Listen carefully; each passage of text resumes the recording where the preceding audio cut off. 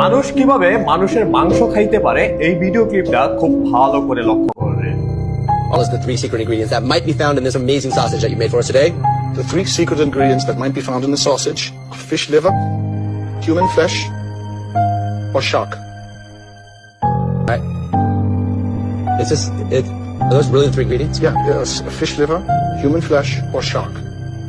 You guys, is this so? এই ভিডিওতে একজন শেফকে জিজ্ঞেস করা হচ্ছে যে এই সসেসটা তৈরি করার তার সিক্রেট রেসিপিটা কি। সে 3টা উপাদানের নাম বলছে। একটা হচ্ছে ফিশ লিভার, মানে হচ্ছে মাছের কলিজা, আর একটা হচ্ছে শার্ক, যে মাছ সাধারণত খাওয়া নিষেধ, আর একটা হচ্ছে হিউম্যান ফ্লাশ।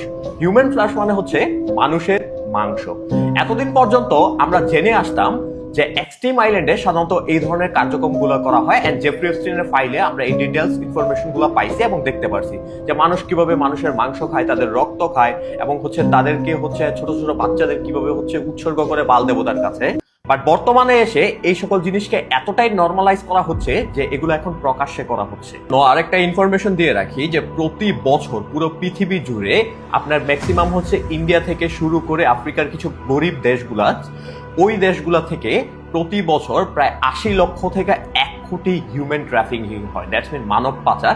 এই সকল মানুষকে এক্সট্রিম আইল্যান্ড থেকে শুরু করে অ্যান্টার্কটিকা বিভিন্ন জায়গায় বিক্রি করে দেওয়া হয় এবং তাদেরকে তাদের দেবতার কাছে হচ্ছে আপনার উৎসর্গ করা হয়। এই সকল মানুষকে উৎসর্গ করে সেই সকল মাংসগুলাই হচ্ছে বড় বড় লিডার থেকে শুরু করে যারা আছে সবাই সাধারণত এই মাংসগুলা খেয়ে থাকে। এখন এই সকল বিষয়গুলো তারা সামনে আনতেছে। একটা সময় ছিল যখন ইলুমিনাতি কালচার গোপনে চর্চা করা হতো, বাট এখন পাবলিকালি এই সকল প্রোগ্রামগুলো করা হচ্ছে, এই সকল জিনিসগুলো পাবলিকালি করা হচ্ছে। দ্যাটস মিন দাজ্জাল আসার সময় প্রায় চলে এসেছে। এখন মূল ইনফরমেশন, গত ভিডিওতে আপনাদেরকে বলছিলাম যে খানা কাবার গিলাফ, মানে যেই গিলাফকে ছুঁয়ে প্রতিদিন লক্ষ লক্ষ মানুষ তওয়াফ করত, সবচেয়ে পবিত্র একটা জিনিস, আল কোরআনের আয়াত খচিত এই সিকিউরিটি সম্পন্ন জিনিস এবং সম্মানিত জিনিসটা কিভাবে এক্সট্রিম আইল্যান্ডে পৌঁছলো, কে পৌঁছলো, সেই বর্ণনাটা আজকে আপনাদেরকে দিতে। 2015 সালে সৌদির নতুন বাদশাহ নিয়োগ হয় সালমান বিন আব্দুল আজিজ। সে বাদশাহ নিয়োগ হওয়ার 2 বছরের মাথায় সৌদির সিকিউরিটি ডিফেন্সের এই যে লোগোটা আগে ছিল, 2017 সালের আগে পর্যন্ত যে লোগোটা ছিল, যে একটা খেজুর গাছ এবং 2 সাইডে 2টা তরবারি, যেটা ছিল সৌদির বাদশাহী ইতিহাসের একটা লোগো, এটাকে সে পরিবর্তন করে কি লোগোতে রূপান্তরিত করে?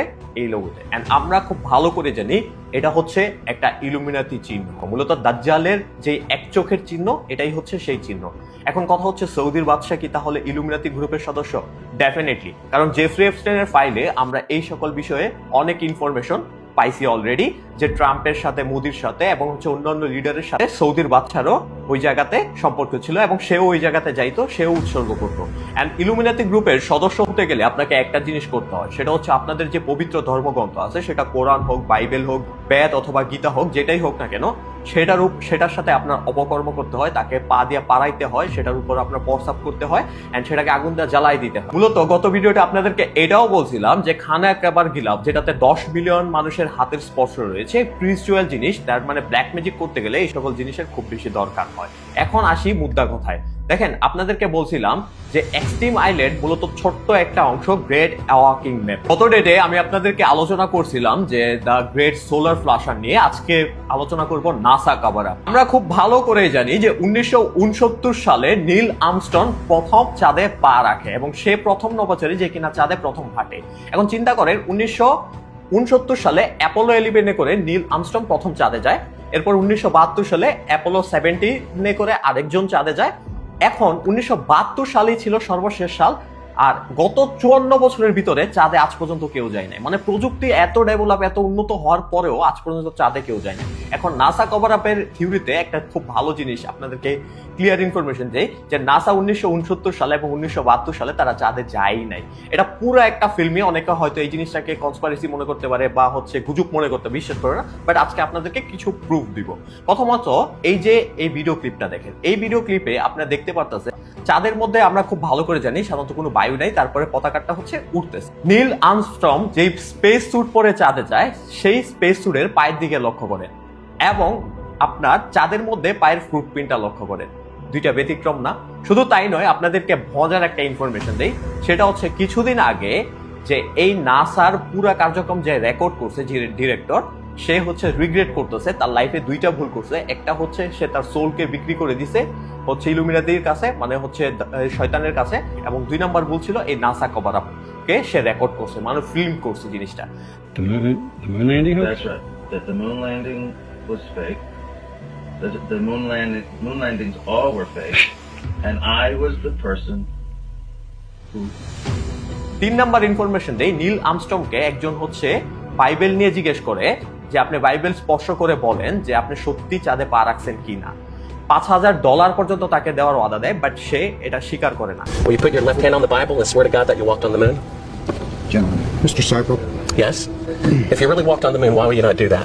So why don't you just put the into the record in the argument and put your hand on the Bible, swear to God you walked on the moon? Mr. Seibel, knowing you, that's probably a fake Bible. Really? Well, no, it's a real Bible. এবং আরেকটা মজার information দেই, একটা শোতে জিজ্ঞেস করা যায় আপনার প্রথম অনুভূতি কি ছিল ওই জায়গাতে, তখন সে বলে it's a animation, it's a record. My parents waking me up and we went down and we watched you guys land on the moon, No, you which was didn't. No, you didn't. what? Because there wasn't any television. There wasn't anybody taking a picture. You watched animation. তো বুঝতে পারতেছেন যে পৃথিবীর মধ্যে আমাদেরকে কত দিক থেকে বোকা বানানো হচ্ছে। শুধু বোকা বানানো বললে ভুল হবে, যে আমাদের এই যে হিউম্যানিটি সিস্টেম, স্টাডি প্ল্যান, যে একটা ছেলে ছোট থেকে 30-40 বছর পর্যন্ত লেখাপড়া করবে, লেখাপড়া করে সে চাকরি বাকরি করবে, এই সব কিছুই তাদের তৈরি, সিস্টেমেটিক্যালি এরা তাদের তৈরি করছে যে হিউম্যানকে একটা ট্রাফিকের মধ্যে ফাঁসায় রাখতে পারে। আর এমনই ইনফরমেটিভ ভিডিও পাওয়ার জন্য আমার এই পেজটাকে একটু ফলো দিয়ে রাখবেন, বিকজ এই পেজের যদি কিছু হয়ে যায় ওই পেজ থেকে যেন এই সকল ইনফরমেশন আপনাদের সাথে শেয়ার করতে পারি।